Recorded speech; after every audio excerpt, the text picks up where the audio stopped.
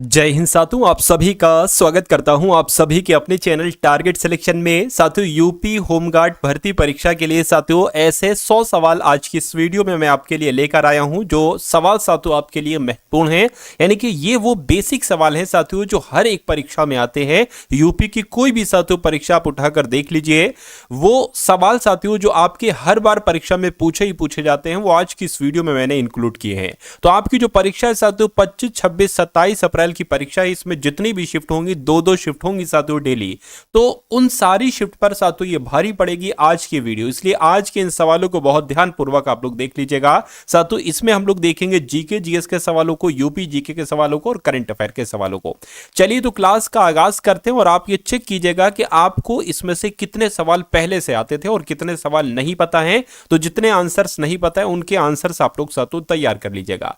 पहला सवाल आपकी स्क्रीन पर है कि उत्तर प्रदेश का कौन सा नगर पीतल नगरी कहलाया जाता है। तो मैं कहूंगा मुरादाबाद को कहा जाता है साथियों पीतल नगरी। उसके बाद देखिए अगला सवाल, सौर मंडल का सबसे गर्म ग्रह कौन सा है। तो सौर मंडल का सबसे गर्म ग्रह कौन सा है, तो शुक्र ग्रह सौर मंडल का सबसे गर्म ग्रह है।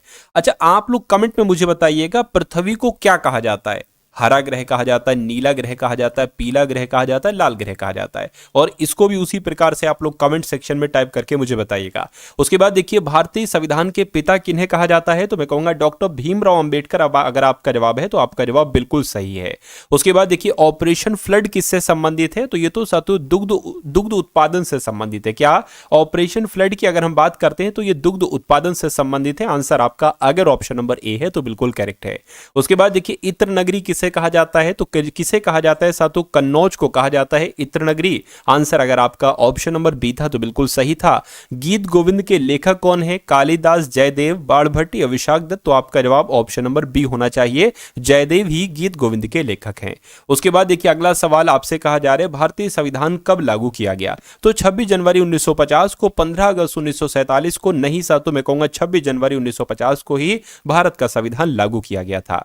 विश्व में सबसे बड़ा डेल्टा कौन सा है, नील डेल्टा, अमेजन डेल्टा। नहीं साथियों गंगा ब्रह्मपुत्र डेल्टा की अगर बात करें तो यही विश्व में सबसे बड़ा डेल्टा है। उसके बाद देखिए साथियों रामचरितमानस किस भाषा में लिखी गई है। तो रामचरितमानस की अगर हम बात करते हैं साथियों ये अवधी भाषा में लिखी गई है। ये बात आपको यहां पर ध्यान रखना है। उसके बाद देखिए उत्तर प्रदेश का राजकीय प्रतीक क्या है। तो उत्तर प्रदेश का ये तो मोस्ट इंपॉर्टेंट क्वेश्चन है, ये आपको साथियों मालूम होना चाहिए। उत्तर प्रदेश का राजकीय प्रतीक की अगर बात करें तो दो मछलियां, क्या साथियों, दो मछलियां तीर धनुष है। तो आंसर आपका जो जाएगा वो ऑप्शन नंबर ए के साथ जाएगा। अगला सवाल, मनुष्य के शरीर में सबसे बड़ी ग्रंथि कौन सी है। मनुष्य के शरीर की सबसे बड़ी ग्रंथि की अगर बात करें तो यकृत है, यानी कि लीवर है। नेक्स्ट नंबर का सवाल देखिए, बिजली का अच्छा चालक कौन सा धातु है, बताइए साथियों। तो मैं कहूंगा तांबा आप लोग याद रखेंगे, यानी कि कॉपर की अगर बात करें तो यही बिजली का अच्छा चालक है। आंसर आपका ऑप्शन नंबर बी होगा। हरे पौधों में भोजन बनाने की क्रिया को क्या कहा जाता है। तो इसको क्या कहा जाता है साथियों, फोटोसिंथेसिस, यानी कि प्रकाश संश्लेषण कहा जाता है पौधों में भोजन बनाने की क्रिया को। उसके बाद देखिए मानव शरीर का रक्त का शुद्धिकरण किसके द्वारा किया जाता है। क्या फेफड़े रक्त का शुद्धिकरण करते हैं, किडनी करती है। बिल्कुल साथियों किडनी जो है ना यही रक्त को शुद्ध करती है। आंसर आपका अगर ऑप्शन नंबर बी है तो बिल्कुल करेक्ट। साथियों अगर आप अपने यूपी होमगार्ड के एग्जाम को 100% क्रैक करना चाहते हैं तो इस एग्जाम के लिए साथियों आपके लिए 15 मॉडल पेपर तैयार किए गए हैं। अंतिम समय है, देखिए अंतिम समय में यह तैयार किया गया है। तो यह परीक्षा वाला कंटेंट है, इसमें आपको जीके जीएस के 100 क्वेश्चंस के पूरे 15 मॉडल पेपर मिलेंगे। मेरा मानना है कि इसमें से साथियों 70% तक पेपर आपको देखने को मिलेगा। तो जो 25, 26, 27 अप्रैल को आपकी परीक्षा है साथियों यही क्वेश्चन आपको देखने को मिलेंगे। उसके अलावा मैं आपको बता दूं, देखिए समय आपके पास बहुत कम है, तो सिर्फ वही चीजें पढ़िए जो परीक्षा वाली चीजें हैं, परीक्षा में आपको देखने को मिलेंगी। तो 45 रुपए साथियों मैंने इसका सिर्फ प्राइस रखा है, नहीं 100, 200, 300, सिर्फ 45 रुपए में अगर आपका एग्जाम आराम से क्रैक हो जाता है तो इससे अच्छी बात साथियों कुछ नहीं हो सकती। तो डिस्क्रिप्शन में लिंक है, उस लिंक पर आप क्लिक करेंगे तो आप हमारे व्हाट्सएप पर आ जाएंगे। वहां पर आपको एक क्यूआर कोड दिया जाएगा, उस पर 45 का पेमेंट करेंगे तो ये सारी पीडीएफ आपको साथियों यहीं पर भेज दी जाएंगी। इस पीडीएफ को अपने एग्जाम से पहले एक बार सरसरी निगाहों से जरूर देख लीजिएगा। आपका साथियों ये एग्जाम बहुत आराम से क्रैक हो जाएगा। विटामिन सी का मुख्य स्रोत आपसे पूछा जा रहा है, दूध है नहीं, केला है नहीं साथियों, नींबू से और आंवले से हमें विटामिन सी प्राप्त होता है, इसलिए सही जवाब आपको ऑप्शन नंबर सी होगा। कच्छ का रण कहां पर स्थित है? तो पता कौन से राज्य में साथियों स्थित है? ये गुजरात में स्थित है कच्छ का रण, इसलिए सही जवाब आपका ए होगा। साथियों अगर आपने अभी तक इस वीडियो को लाइक नहीं किया है तो एक लाइक का बटन दबा दीजिए, और चैनल पर अगर आप लोग नए हैं चैनल को साथियों सब्सक्राइब करके बेल आइकन पर क्लिक कर दीजिए। लाइक से सिर्फ इतना होता है कि हाँ भाई मुझे पता चल जाता है कि इतने हजार बच्चों में से इतने हजार बच्चों ने वीडियो को पसंद किया है, वीडियो को लाइक किया है, तो अगली वीडियो में मैं और जान लगाकर साथियों बनाता हूं और बढ़िया कंटेंट आपके लिए लाता हूं। तो ये आपके लिए ही साथियों फायदेमंद होगा अगर वीडियो को आप लाइक कर देंगे। और चैनल पर अगर आप लोग नए हो और यूपी होमगार्ड की परीक्षा को आसानी के साथ क्रैक करना चाहते हैं तो साथियों आपका स्वागत है। ये समझ लीजिएगा पेपर एक बार में आपका क्रैक होगा, जितनी क्लासेस साथियों आपको दी जाए उतनी क्लासेस अगर आप तैयार कर लेते हैं। और अब साथियों 2 3 4 कुछ भी मैं नहीं कहूंगा, 2 3 4 वीडियो आपके लिए अब डेली आएंगी, इसलिए उन सारी वीडियोस को आप लोग बहुत अच्छे तरीके से देखिएगा। एक एक वीडियो का एक एक सवाल बहुत शानदार तरीके से आप लोग देखिएगा, पेपर आपका वहीं से फंसेगा। और इतना फंसेगा साथियों 100 में से 85 सवाल आपको देखने को मिलेंगे, इसलिए तैयारी आप जम के कर लीजिए, क्योंकि दिन अब बिल्कुल बचे नहीं है, बहुत कम समय बाकी है आपके लिए। देखिए उत्तर प्रदेश का राजकीय पशु की अगर हम बात करें तो बारहसिंगा है। आंसर अगर आपका बी है तो बिल्कुल करेक्ट है। इस जिले को लेदर सिटी कहा जाता है, तो मैं कहूंगा कानपुर की अगर हम बात करते हैं तो कानपुर को ही साथियों लेदर सिटी के नाम से जाना जाता है। उसके बाद देखिए 1857 की क्रांति का नेतृत्व मेरठ में किसने किया था? तो 1857 की क्रांति का नेतृत्व मेरठ में किसने किया था? मंगल पांडे ने किया था। आंसर आपको ऑप्शन नंबर बी होगा। दीन इलाही धर्म किस मुगल शासक ने शुरू किया था? तो यह अकबर के द्वारा शुरू किया गया था। आंसर अगर आपका भी ऑप्शन नंबर बी था तो बिल्कुल सही है। उसके बाद देखिए सिंधु घाटी सभ्यता का प्रमुख नगर मुझे बता दीजिए। मोहनजोदड़ो, काशी, पाटलिपुत्र, उज्जैन। तो मोहनजोदड़ो सिंधु घाटी सभ्यता का एक प्रमुख नगर माना जाता है। चंपारण आंदोलन किससे संबंधित है? चंपारण आंदोलन साथियों ये किसानों की नील की खेती से संबंधित है, चंपारण आंदोलन। आंसर आपको ऑप्शन नंबर ए होगा। कुतुब मीनार का निर्माण किसके द्वारा करवाया गया था? तो ये तो कुतुबुद्दीन ऐबक के द्वारा करवाया गया था कुतुब मीनार का निर्माण। कितने मंजिला इमारत है ये एक बार कमेंट में आप लोग मुझे बता दीजिएगा। भारत का सबसे बड़ा राज्य क्षेत्रफल के आधार पर कौन सा है? तो सबसे बड़ा राज्य क्षेत्रफल के हिसाब से साथियों राजस्थान है। उत्तर प्रदेश की अगर बात करें तो उत्तर प्रदेश चौथे स्थान पर है। नर्मदा नदी कहां से निकलती है साथियों? कहां से निकलती है? क्या अमरकंटक पठार से निकलती है? बिल्कुल साथियों नर्मदा नदी अमरकंटक पठार से ही निकलती है। भारत में कर्क रेखा कितने राज्यों से होकर गुजरती है? तो आपका जवाब ऑप्शन नंबर डी अगर है तो बिल्कुल सही है, 8 राज्यों से होकर गुजरती है कर्क रेखा। सुंदरवन जो डेल्टा है ये किस नदी द्वारा बना है? तो ये साथियों गंगा ब्रह्मपुत्र नदी द्वारा बना है। सही जवाब आपको ऑप्शन नंबर ए हो जाता है। भारत का सबसे बड़ा द्वीप की अगर बात करें तो अंडमान निकोबार द्वीप है साथियों। अंडमान द्वीप ही भारत का सबसे बड़ा द्वीप माना जाता है। भारत की मुख्य भूमि का दक्षिणतम बिंदु क्या है? तो दक्षिणतम बिंदु की अगर हम साथियों यहां पर बात करते हैं तो कन्याकुमारी है। कन्याकुमारी आपके सवाल का बिल्कुल सही जवाब हो जाएगा। उसके बाद देखिए गंगा नदी का उद्गम स्थल कौन सा है? यानी कि गंगा नदी की अगर बात करें ये कहां से निकलती है? तो गंगोत्री ग्लेशियर से निकलती है। गंगोत्री ग्लेशियर से निकलती है गंगा नदी। अच्छा सवाल है, इंपॉर्टेंट है, आपको ध्यान रखना है। विटामिन सी की कमी से कौन सा रोग होता है? विटामिन सी का मुख्य स्रोत अभी आपने देखे थे। विटामिन सी की कमी से कौन सा रोग होता है? मैं कहूंगा साथियों स्कर्वी नाम का रोग जो है विटामिन सी की कमी से होता है। अच्छा रतौंधी नाम का रोग जो है ना ये विटामिन ए की कमी से होता है। बेरी बेरी विटामिन बी की कमी से, और रिकेट्स नाम का रोग विटामिन डी की कमी से होता है। अगला सवाल आपकी स्क्रीन पर है। पाचन क्रिया मुख्य रूप से किस अंग में पूरी होती है? तो छोटी आंत में जाकर साथियों पाचन क्रिया पूरी होती है। आंसर आपको ऑप्शन नंबर बी हो जाता है। मनुष्य के शरीर में लाल रक्त कणिकाओं का जीवन काल कितना होता है? 60 दिन, 90 दिन, 120 दिन, 180 दिन। तो 120 दिन का होता है मनुष्य के शरीर में लाल रक्त कणिकाओं का जीवन काल। अगला देखिए मलेरिया किसके कारण होता है? तो मलेरिया की अगर बात करें देखिए बैक्टीरिया के कारण नहीं, वायरस फफूंद के कारण नहीं, ये प्रोटोजोआ के कारण होता है साथियों मलेरिया। आंसर आपका डी होगा। उत्तर प्रदेश का राजकीय पक्षी आपसे पूछा जा रहा है तो मैं कहूंगा सारस की अगर बात करते हैं ये क्या है? ये उत्तर प्रदेश का राजकीय पक्षी है। उत्तर प्रदेश का पुराना नाम की अगर बात करते हैं साथियों संयुक्त प्रांत नाम था, हिंदी की अगर बात करें संयुक्त प्रांत, इंग्लिश की अगर बात करें यूनाइटेड प्रोविंस आप लोग याद रखेंगे। आंसर आपका अगर ऑप्शन नंबर ए है तो बिल्कुल करेक्ट हो जाता है। उसके बाद देखिए भारत में 1857 की क्रांति के समय गवर्नर जनरल कौन थे? तो उस समय साथियों लॉर्ड कैनिंग थे। भारत में 1857 की क्रांति के समय गवर्नर जनरल लॉर्ड कैनिंग थी, आपको मालूम होना चाहिए। गौतम बुद्ध ने अपना पहला उपदेश कहां पर दिया था? तो साथियों सारनाथ में दिया था गौतम बुद्ध ने अपना पहला उपदेश। उसके बाद देखिए चंद्रगुप्त मौर्य का सलाहकार कौन था? तो चंद्रगुप्त मौर्य का सलाहकार कौन था? मैं कहूंगा चाणक्य जो थे ये चंद्रगुप्त मौर्य के ही तो सलाहकार थे। उसके बाद देखिए भारतीय संविधान में जो मौलिक अधिकार है यानी कि जो मूल अधिकार है, ये देखिए कितने मौलिक अधिकार हैं? मैं कहूंगा 6 मौलिक अधिकार है। लेकिन इन 6 मौलिक अधिकारों का जिक्र जो किया गया वो किस भाग में किया गया? तो भाग 3 में किया गया है, ये आपको ध्यान रखना है। उत्तर प्रदेश के किस जिले में नरौरा परमाणु विद्युत परियोजना है? ये भी अच्छा सवाल है। तो आपको यहां पर यह ध्यान रखना है कि बुलंदशहर यानी कि यूपी के बुलंदशहर में नरौरा परमाणु विद्युत परियोजना स्थित है। सही जवाब आपका ऑप्शन नंबर ए होगा। कह रही कि कितनी अनुसूचियां भारतीय संविधान में मूल रूप से थी, यानी कि भारतीय संविधान में मूल रूप से कितनी अनुसूचियां थी? तो 8 अनुसूचियां थी। और अभी कितनी अनुसूचियां हैं? तो 12 अनुसूचियां हैं। उसके बाद देखिए उत्तर प्रदेश की कौन सी झील कृत्रिम झील है? तो मैं कहूंगा लोनार झील कृत्रिम झील है, नहीं। गोविंद वल्लभ पंत सागर झील की अगर बात करें तो ये एक कृत्रिम झील है। आंसर आपका ऑप्शन नंबर बी हो जाएगा। भारतीय गणराज्य शब्द संविधान के अनुच्छेद में यानी कि भारतीय गणराज्य शब्द ये कौन से अनुच्छेद में है? कहीं और नहीं, सिर्फ और सिर्फ अनुच्छेद 1 आप लोग याद रखेंगे, यानी कि अनुच्छेद 1 में ही ये भारतीय गणराज्य नामक शब्द है। आंसर आपका ए होगा।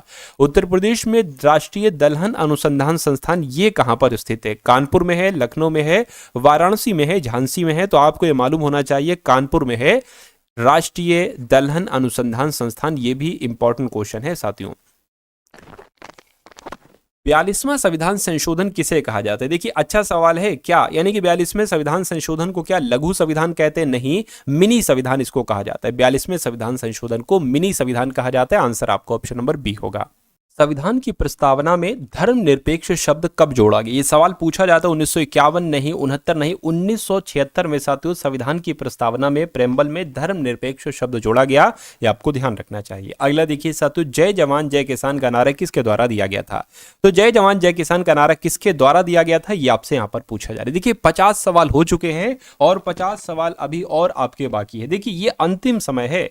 मैं कहूंगा इसमें अगर आप आलस्य कर रहे हैं तो आप अपने माता पिता के सपने को पूरा करना ही नहीं चाहते, आप अपनी जवानी को बेकार करना चाहते, आप अपनी लाइफ को बेकार करना चाहते। ये समझ लीजिए अगर ये जॉब आपकी लग जाती है तो आपकी आने वाली जिंदगी संवर जाएगी। आपकी माता पिता की लाइफ अच्छी हो सकती है अगर आपकी ये जॉब लग जाती है, आपकी ये नौकरी लग जाती है, इस भर्ती में आप सेलेक्ट हो जाते हैं। तो क्या आप चाहते हैं कि आपकी थोड़ी सी कोशिश, आपकी थोड़ी सी मेहनत आपके पूरे परिवार को आनंद दे सकती है? आपकी उन सब की लाइफ, आपकी तो लाइफ अच्छी बनाएगी, उन सब की लाइफ भी अच्छी बना सकती है आपकी एक छोटी सी कोशिश। मैं नहीं कह रहा कि आईएएस पीसीएस की परीक्षा पास करो भाई साहब, आप अगर अपने परिवार को अच्छा रखना चाहते तो आप एक ये छोटी सी जॉब ले लीजिए। इसको पाना बहुत कठिन नहीं है, बहुत बड़ा सिलेबस इसका नहीं है, बहुत कठिन इसका पेपर नहीं आता है साथियों। थोड़ी सी मेहनत और एक छोटी सी कोशिश, लेकिन एक ईमानदारी वाली कोशिश आपको ये सिलेक्शन दे सकती है। लेकिन अगर आप आधी अधूरी चीजें देखकर चले जाओगे, 100 सवालों की क्लास है 50 सवाल देखकर भाग जाओगे, तो फिर साथियों आपका कुछ नहीं हो सकता। ये समझ लीजिए ये फॉर्म फिर अगला फॉर्म फिर अगला फॉर्म यही चलता रहेगा और अंत में आपकी ऐसी एज हो जाएगी कि आप ना इधर के रहोगे ना उधर के रहोगे, यानी कि ना फॉर्म भरने के रहोगे ना कोई काम करने के रहोगे, है ना। तो मैं कहूंगा इस बार अंतिम बार इतनी मेहनत कर डालिए, इतनी मेहनत कर डालिए कि इस भर्ती में लिस्ट में आपका नाम हो। भले अंतिम नामों में आपका नाम हो लेकिन नाम होना चाहिए, है ना। इसलिए साथियों मैं आपको मेहनत करवा रहा हूं, तो आप मेहनत करते जाइए अपने सपने को पूरा करने के लिए। चलिए पहला सवाल नहीं साथियों 50 सवाल है, उसके बाद 51 नंबर सवाल आएंगे। जय जवान जय किसान का नारा किसके द्वारा दिया गया था? तो साथियों जय जवान जय किसान का नारा लाल बहादुर शास्त्री जी के द्वारा दिया गया था। अगला देखिए आपसे कहा जा रहा है साथियों कि लाल ग्रह किसे कहा जाता है? तो मंगल ग्रह को लाल ग्रह कहा जाता है। भारतीय रिजर्व बैंक की स्थापना कब की गई थी? 1935 में ही साथियों भारतीय रिजर्व बैंक की स्थापना हुई थी। आंसर आपका ऑप्शन नंबर बी हो जाता है। उसके बाद देखिए अगले नंबर का साथियों सवाल आपकी स्क्रीन पर है, देखिए और मुझे बताइए आपका जवाब यहां पर क्या हो सकता है। आपसे कहा जा रहा है सबसे पुराना वेद, मुझे बताइए सबसे नया वेद कौन सा है? सबसे पुराना वेद मैंने आपको बता दिया ऋग्वेद है। उसके बाद देखिए ताजमहल किस नदी के किनारे पर स्थित है? तो साथियों यमुना नदी के किनारे पर स्थित है। है। अगला देखिए भारत का पहला उपग्रह कौन सा था, तो मैं कहूंगा आर्यभट्ट की अगर बात करें तो यही भारत का पहला उपग्रह था। विश्व का सबसे बड़ा महासागर की अगर बात करें तो ये तो आप भी जानते हैं, प्रशांत महासागर विश्व का सबसे बड़ा महासागर है। और संविधान दिवस कब मनाया जाता है, तो हर साल 26 नवंबर को ही संविधान दिवस मनाया जाता है। अगला देखिए दूध में कौन सा प्रोटीन पाया जाता है, तो दूध में कौन सा प्रोटीन पाया जाता है, मैं कहूंगा केसिन नाम का प्रोटीन पाया जाता है साथियों दूध में।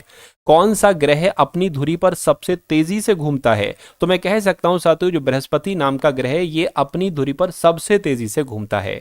अगला देखिए ओजोन परत पृथ्वी को किससे बचाती है, तो ये पराबैंगनी किरणों से बचाती है, गामा किरणों से, एक्सरे से या माइक्रोवेव से। तो पराबैंगनी किरणों से बचाती है साथियों ओजोन परत पृथ्वी को। राइट आंसर अगर आपको ऑप्शन नंबर ए था तो बिल्कुल करेक्ट था। किस गैस की उपस्थिति से कोका कोला में बुलबुले आते हैं, तो किस गैस की उपस्थिति से, मैं कहूंगा कार्बन डाइऑक्साइड की वजह से ही साथियों कोका कोला में बुलबुले आते हैं। हरित क्रांति का संबंध किससे है, तो अनाज उत्पादन से ही तो है साथियों हरित क्रांति का संबंध। अगला सवाल देखिए भारत का सबसे बड़ा बंदरगाह कौन सा है, तो भारत का सबसे बड़ा बंदरगाह मैं कहूंगा मुंबई है। आंसर आपका ऑप्शन नंबर ए होगा। पूरे 100 सवाल आप लोग देखकर जाएंगे। जलियांवाला बाग हत्याकांड साथियों कब हुआ था, तो ये तो 1919 में हुआ था जलियांवाला बाग हत्याकांड। नेक्स्ट नंबर का सवाल देखिए दूध का परीक्षण किस उपकरण से किया जाता है, तो दूध का परीक्षण अगर करना होता है तो लैक्टोमीटर की मदद से किया जाता है। अगला देखिए भारत का सबसे लंबा बांध कौन सा है, तो मैं कहूंगा जो हीराकुंड बांध है ना, हीराकुंड बांध ये भारत का सबसे लंबा बांध है। अगला देखिए सबसे कठोर पदार्थ इसमें से कौन सा है, तो लोहा है, हीरा है, सीसा है, सिलिका है। तो आपका जवाब ऑप्शन नंबर बी यानी कि हीरे के साथ जाना चाहिए क्योंकि सबसे कठोर पदार्थ हीरा ही होता है।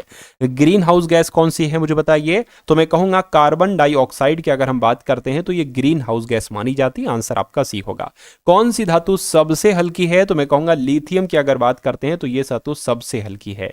उसके बाद देखिए कंप्यूटर का मस्तिष्क किसे कहा जाता है, कंप्यूटर का मस्तिष्क मैं कहूंगा सीपीयू की अगर बात करते हैं यानी कि सेंट्रल प्रोसेसिंग यूनिट की अगर बात करें तो ये ब्रेन ऑफ कंप्यूटर कहलाया जाता है।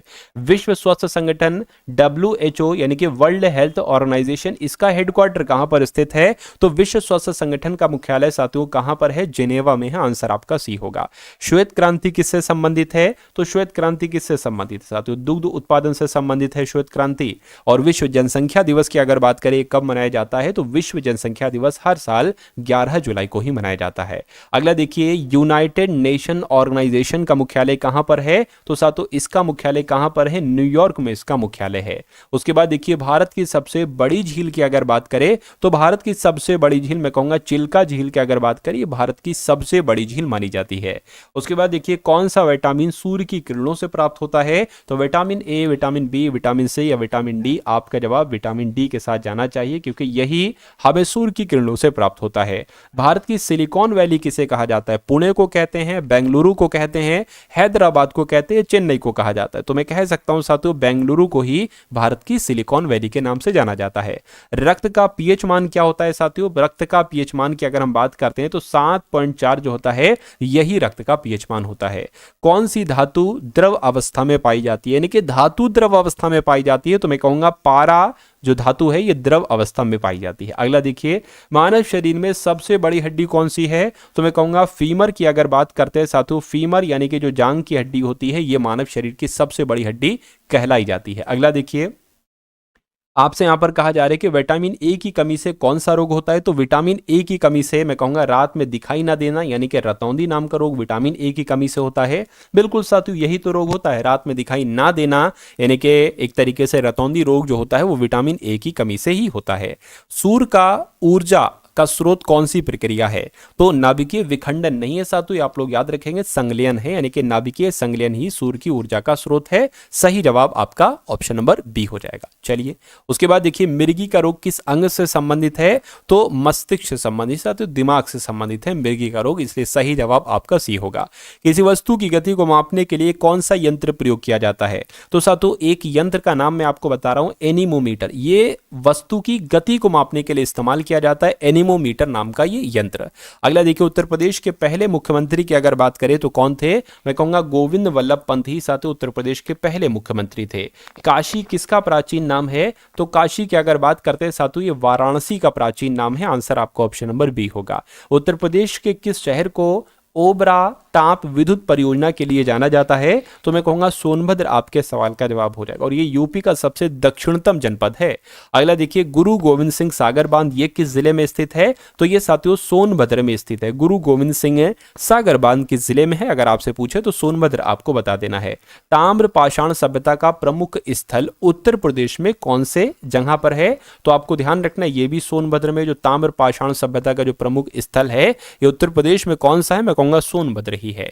अगला देखिए, संविधान सभा के अध्यक्ष की अगर बात करें तो ये कौन थे? तो डॉक्टर राजेंद्र प्रसाद ही संविधान सभा के अध्यक्ष थे। अगला देखिए, दुधवा राष्ट्रीय उद्यान कहां पर है? दुधवा राष्ट्रीय उद्यान तो ये तो लखीमपुर खीरी में स्थित है साथियों, दुधवा राष्ट्रीय उद्यान आंसर आपका भी होगा। अंतर्राष्ट्रीय महिला दिवस की अगर हम बात करते हैं साथियों कि ये अंतर्राष्ट्रीय महिला दिवस कब मनाया जाता है? 18 मार्च, 12 जनवरी, 14 नवंबर या 2 अक्टूबर। देखिए यहां पर 8 मार्च होना चाहिए था, ये गलत है, 18 मार्च नहीं है साथियों, हो सकता है टाइपिंग मिस्टेक हो गई हो, लेकिन मैं आपको बता देता हूं 8 मार्च को हर साल अंतर्राष्ट्रीय महिला दिवस मनाया जाता है। पंचायती राज दिवस, पंचायती राज व्यवस्था सबसे पहले किस राज्य में लागू की गई थी? आपसे ये पूछा जा रहा है।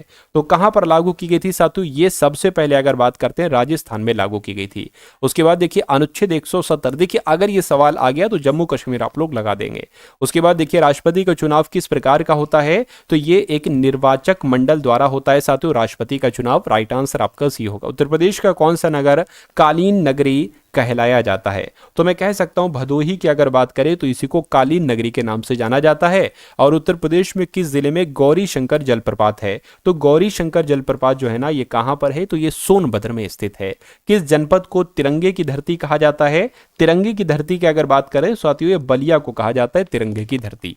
उसके बाद देखिए साथियों अब हम लोग करंट अफेयर के जो 2025-26 के इंपॉर्टेंट क्वेश्चन है उनको देख लेते हैं। और साथियों यूपी होमगार्ड के एग्जाम में लगभग 20 से 22 सवाल पूछे जाएंगे करंट अफेयर के, इसलिए इन सवालों को देख लीजिए, ये आपके संभावित सवाल हैं साथियों। देखिए किस राज्य में हाल ही में निंगोल चाकोबा उत्सव मनाया गया है साथियों? तो अभी हाल फिलहाल में मणिपुर राज्य में ही निंगोल चाकोबा उत्सव मनाया गया। उसके बाद देखिए कौन गूगल क्लाउड में मुख्य उत्पाद अधिकारी के रूप में शामिल हुए हैं? तो कौन शामिल हुए हैं साथियों? कार्तिक नारायण इनका नाम है और ये गूगल क्लाउड में मुख्य उत्पाद अधिकारी के रूप में शामिल हुए हैं।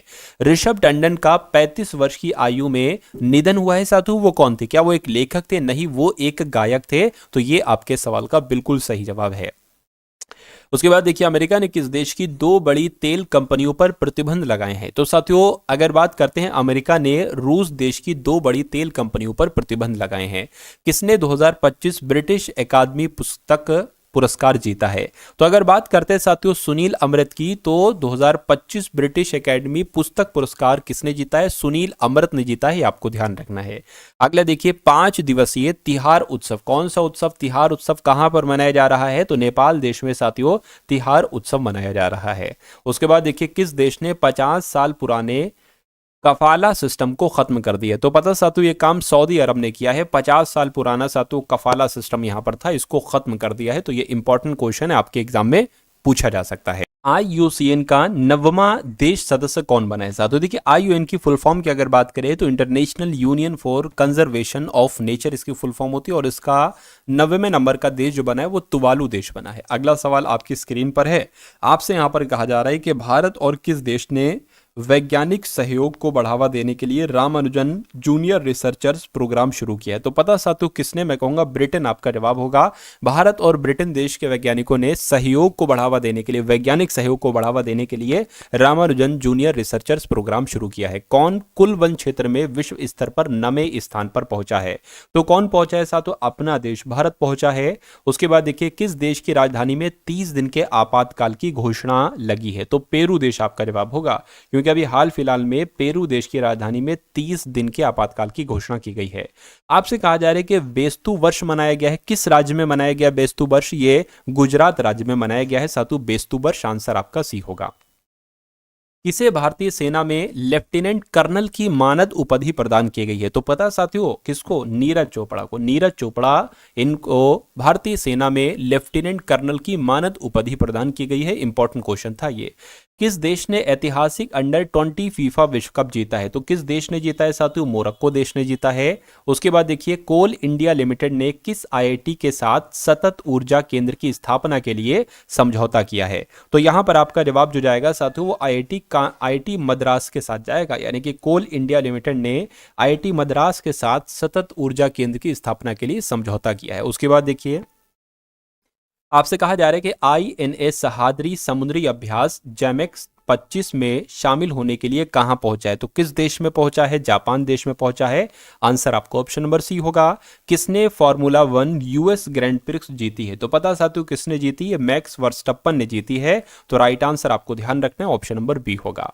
किस राज्य के बोडो लोगों के बाथो धर्म को अलग जनगणना कोड मिला है? तो ये साथियों असम राज्य के बोडो लोगों को बाथो धर्म को अलग जनगणना कोड मिला है।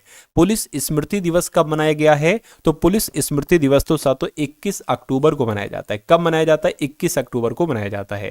कानून मंत्रालय ने कितने राज्यों में नोटरी की संख्या बढ़ाई है? तो कितने राज्यों में? मैं कहूंगा कानून मंत्रालय ने 4 राज्यों में नोटरी की संख्या बढ़ाई है। आंसर आपका जो जाएगा वो ऑप्शन नंबर सी हो जाता। भाई बहुत बढ़िया, वेरी गुड क्लास। देखिए साथियों, अब यहां पर मैं आपको कुछ बहुत इंपॉर्टेंट चीज यहां पर बताने वाला हूं। देखिए, आपका जो एग्जाम है यूपी होमगार्ड का, इसके लिए साथियों आपके लिए 15 मॉडल पेपर तैयार किए गए हैं। मेरा मानना है साथियों ये 15 मॉडल पेपर की अगर बात करते हैं, लगभग इसमें से आपका 80% तो क्वेश्चन आपको देखने को मिलेंगे, यानी कि 100 में से 80 सवाल आपको देखने को मिलेंगे। हर एक क्वेश्चन के नीचे उसका आंसर है और उस क्वेश्चन से जितनी इंपॉर्टेंट चीजें बन सकती, जितने इंपॉर्टेंट क्वेश्चन बन सकते हैं वो भी साथियों नीचे टाइप है। तो बहुत बेहतर, बहुत मेहनत के साथ ये 15 मॉडल पेपर मैंने तैयार करवाए हैं। इन मॉडल पेपर को आप अपनी परीक्षा से पहले साथियों एक नजर जरूर देख लीजिएगा। आपका ये पेपर साथियों आपका बहुत आराम से क्रैक हो जाएगा। तो डिस्क्रिप्शन में लिंक है, उस लिंक पर आप क्लिक करेंगे, आप हमारे व्हाट्सएप पर आ जाएंगे, वहां पर आपको एक क्यूआर कोड दिया जाएगा। उस क्यूआर कोड पर आपको सिर्फ और सिर्फ 45 का पेमेंट करना है और पेमेंट करने के बाद साथियों ये पीडीएफ जो है ना, ये पीडीएफ आपको साथियों वहां पर व्हाट्सएप पर ही भेज दी जाएंगी। तो जितना समय आपके एग्जाम में बाकी हो, इस पीडीएफ को देखिएगा सरसरी निगाहों से, बहुत तेजी के साथ आपका ये पेपर पास हो जाएगा, ठीक है ना। उसके अलावा साथियों मैंने डिस्क्रिप्शन में ऑल क्लासेस का लिंक भी डाल दिया है, तो अगर आपने हमारी पुरानी क्लासेस नहीं देखी तो उन क्लासेस को भी जाकर जरूर देख लीजिएगा। उसके अलावा डिस्क्रिप्शन में टेलीग्राम ग्रुप है, व्हाट्सएप ग्रुप है, उस ग्रुप को भी आप लोग ज्वाइन कर लीजिएगा। और अब जितनी क्लासेस मैं दूं उन सारी क्लासेस को अच्छे तरीके से देखिएगा। देखिए ऐसा नहीं क्लास देखेंगे, क्लास भी देखेंगे, पीडीएफ भी पढ़ेंगे आप, क्योंकि मैं नहीं चाहता आप कि सिलेक्शन में होने में कोई भी दिक्कत आए, यानी कि 1% भी साथियों मैं रिस्क नहीं लेना चाहता। इसलिए मैं आपको चारों तरफ से पढ़ाऊंगा। कहीं से तो कुछ ना कुछ तो साथियों आपसे चूक होगी, लेकिन वो चूक मैं आपसे नहीं करवाऊंगा, वो गलती मैं आपसे नहीं कर पाऊंगा इस बार, है ना। चलिए, तो जैसे मैं कह रहा हूं वैसे साथियों आप लोग कर लीजिए। इस वीडियो को अपने ग्रुप्स वगैरह जो हों, जो फ्रेंड्स हों, उनमें इस वीडियो को शेयर कर दीजिएगा जिनका पेपर हो, ठीक है ना। तो मिलते हैं हम सभी लोग आने वाली वीडियो में। जय हिंद साथियों, वीडियो को लाइक कर दीजिएगा। जय हिंद साथियों।